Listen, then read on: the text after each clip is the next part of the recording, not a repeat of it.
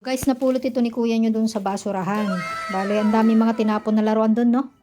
Oh, pero ito yung mga yung nakita niyo na parang bago pa kasi naka-plastic pa yung loob. Fairy Tale Castle, para siyang Lego style. Chinese lang. Chinese lang brand, hindi siya Lego na ano. So, let's see. Parang regalo siguro to, no? Nakatape siya, nakatape. Ito yung kanya. Manual. Oo. Mga ganyan pa Step siya. by step niya. Oo nga. Wow, guys.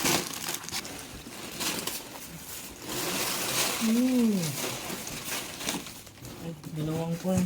Layer. Siguro regalo to tapos hindi rin binuksan, no? Sobrang laki naman kasi. Lalo na pag mga bahay dito maliliit.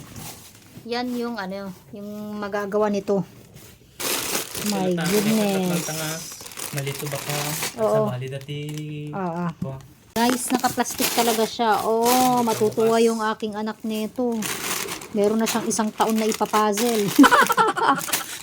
1 taon niyang gagawin to. My goodness. Tingnan natin. Oh my God. Same, guys. So, ganun din. Para sa baba niya siguro to. Oo. Kasi mas malalapat yung iba. Oo. Baba niya. Base to. Grabe. So, linisan muna namin yan ng Dettol.